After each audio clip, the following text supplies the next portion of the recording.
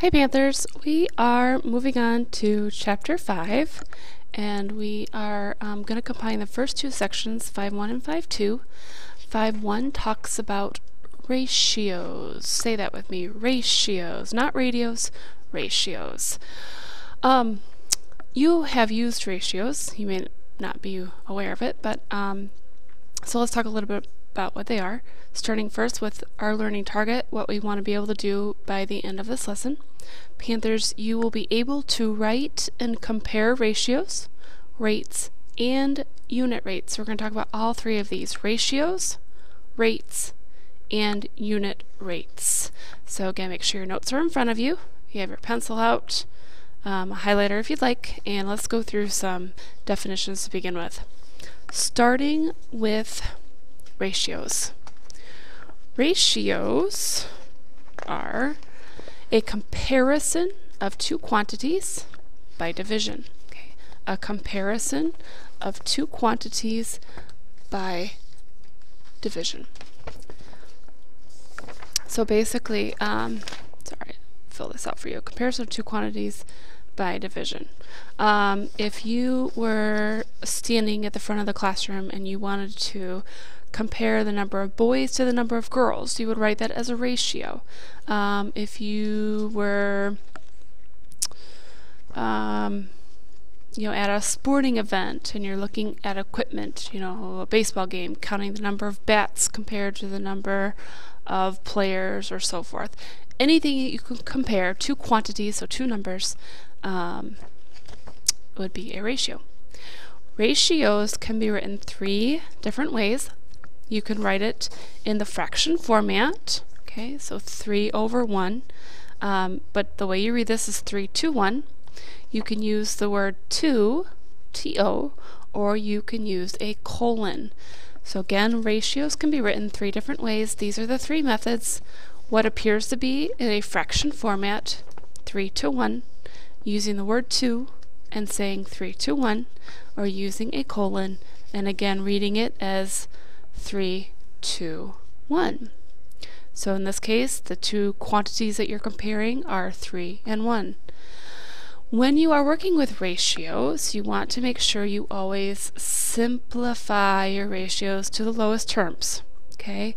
But in this case, like we have 3/1, you wouldn't convert it to a mixed number or a whole number. Because you're comparing two quantities, you always have to have two numbers.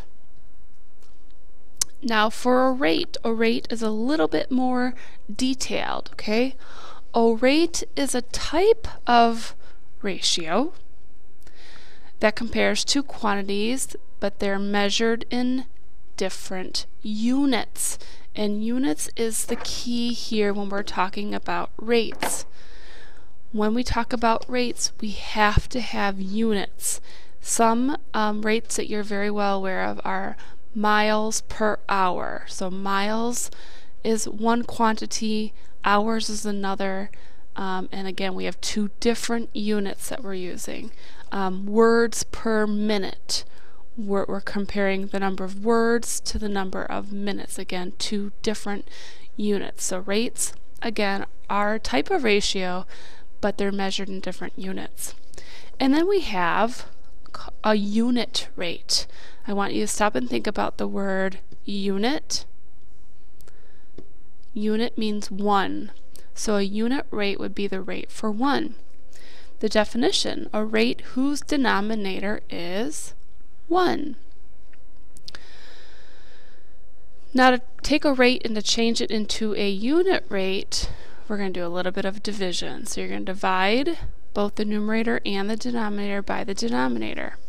For example, if I said I read 10 pages in 2 minutes, this is a ratio because we're comparing two quantities. It is a rate though because we have two different units we're comparing. To make it a unit rate, or the rate for one, we want the denominator to be 1. So if I change this to 1 minute, again thinking like fractions, to go from 2 to 1 you'd have to divide by 2 And you can divide the top by 2 as well, so 10 divided by 2 would give me 5 pages. So again, these two are equivalent to each other. Reading 10 pages in 2 minutes is the same rate as 5 pages in 1 minute, but it's nice to have these reduced ratios or these reduced rates because it makes a little bit more sense to us and it helps us to compare. Ratios do not need units in the final answer. However, rates must have units, and again, those units must be different. You can't compare minutes to minutes or miles to miles. They have to be 2 different units. So let's move on. Let's take a look at some examples. And again, if you could write this on your paper just so you know, these are ratios. You notice we're comparing numbers here, but we don't really have measurements of units, okay? We're not measuring anything here. So we go back up into the example, and as we've been doing with the cube method, I want you to go through and circle some important numbers. It reads, 20 students are asked to choose their favorite music category. 8 choose pop, 7 chose hip-hop, and 5 chose rock. Write each ratio in all 3 forms. So we're looking for that ratio that looks like a fraction, the ratio that separates with the word 2, and the ratio that separates with a colon. Now here's how we have to go about doing this. If you take back, okay, we're talking about 20 students, so that might be important. We have 8 that chose pop, 7 chose hip-hop, and 5 chose rock. Now let's go through. Take a look at letter A. The way you write your ratios is important. So let's take a look at A. What is the number of students that chose rock? Take a look. It's 5. What is the number of students who chose hip-hop? It is 7. Now we have 2 quantities here, and we have to write them 3 different ways. And here's what I want to stress to you. The order that you write them is important, okay? A suggested rock first, so that is the first number you have to write. So I'm going to start with my fraction format. 5 are rock to 7, which are hip-hop. 5 to 7, and 5 to 7. Again, I know it's written 3 different ways, but you all say them the same way. 5 to 7, 5 to 7, 5 to 7. The answer cannot be 7 to 5 because the word rock comes first in my ratio, so that has to be the first number. Take a look at B. Hip-hop, take a look back at information. We had 7, and pop, we had 8. So we have 7 first to 8, 7 to 8, 7 to 8.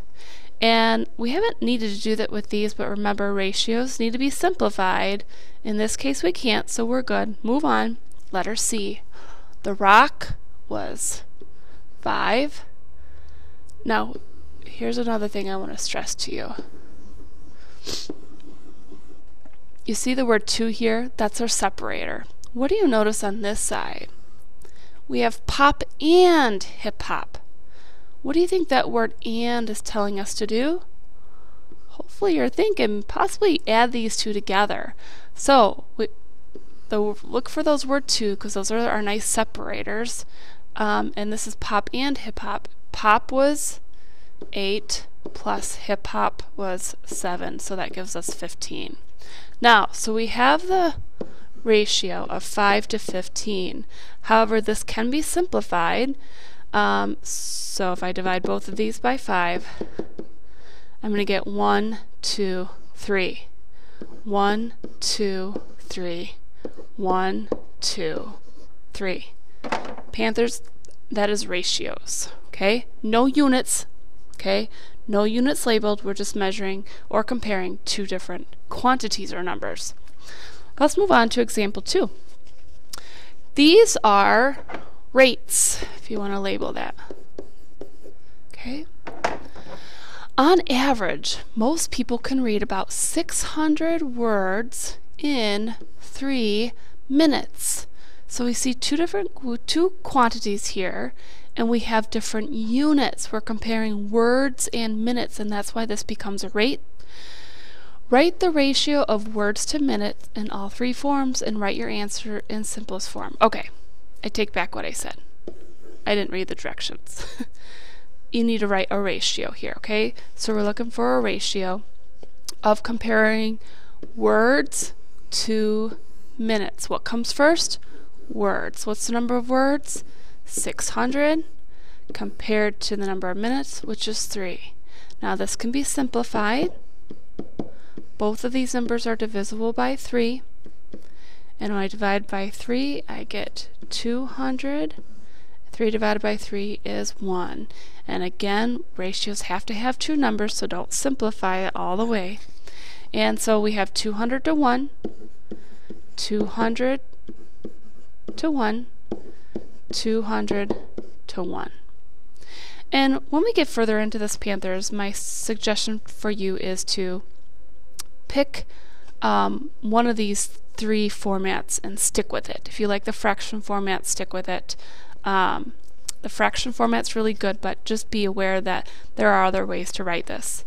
Looking at example 3, honey lemon cough drops come in packages of 300 drops per, so there's your separator, a 10-ounce bag. Cherry cough drops come in packages of 24 drops per 6-ounce bag. Tell which package has the greater ratio of drops to ounces. Now, here we have 2 comparisons that we're doing. So again, kind of treat these like fractions. We know how to figure out which fractions are greater. Let's start with the honey. We have 30 drops per 10-ounce bag. And if I were to bring that down, simplify it, divide both by 10, I'd get 3 to 1. Okay?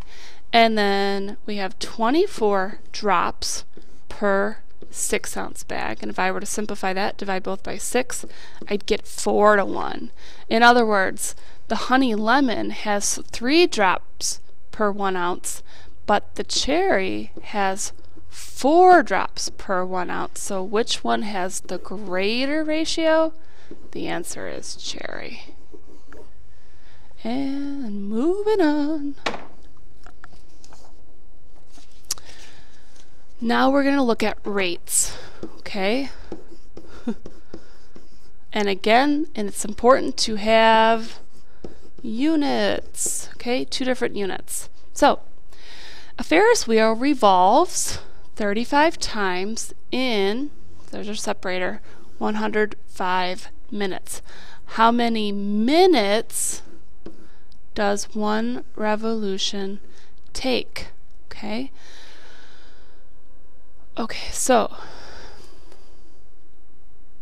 we have a Ferris wheel going around, revolving, it's going around, okay? So our Ferris wheel revolves 35 revolutions, that's around, okay, in 105 minutes. I'm going to abbreviate here, okay? So this is the rate that we're given. What we want to find out is how many minutes does 1 revolution take. So basically I'm going to set up an equivalent ratio here, but instead of what I'm really solving for is 1 revolution, and it's important that you see that I have both revolutions on the top of my ratios, and I'm trying to figure out how many minutes this would take, okay? So you just, again, to go from 35 to 1, you divide by 35, so you do the same at the bottom, and 105 divided by 35 would give you 3. So the answer is 3 minutes would be the answer. Okay, Panthers, we are running out of time here, so I'm going to leave you with that, and have a good day.